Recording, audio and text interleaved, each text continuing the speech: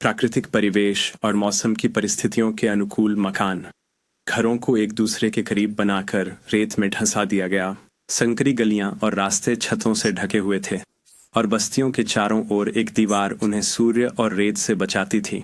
जिन इमारतों का निर्माण मिट्टी की ईंटों और नील नदी की मिट्टी से हुआ था, वे आमतौर पर एक मंजिला घर थे, लेकिन दो मंजिला मकान भी थे।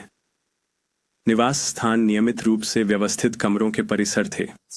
सबसे आम प्रकार के घरों में 3 रहने के कमरे, एक रसोई और एक पेंट्री शामिल होती थी। कुछ इमारतों में एक तहखाना भी होता था, जिसे पेंट्री के रूप में उपयोग किया जाता था। छत या तहखाने तक पहुंचने के लिए सीढ़ियां बनाई गई थीं। दरवाजे और खिड़कियां सिर्फ आयताकार खुली जगहें थीं। फर्नीचर अपेक्षाकृत सरल था। मिस्रियों का फर्नीचर और घरेलू उपकरण कार्यात्मक रूप से डिजाइन किए गए थे। वे सामान्यतः बिस्तर, कुर्सियां, मेजें और अलमारी का उपयोग करते थे।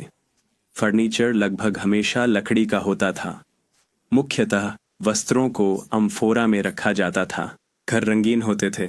अक्सर दीवारों पर शेल्फ होते थे, जो दीवार में तराशे होते या लकड़ी के बने होते थे। प्राचीन मिस्र के घर मौसम की स्थितियों का सामना नहीं कर सके और आने वाली पीढ़ियों के लिए खो गए।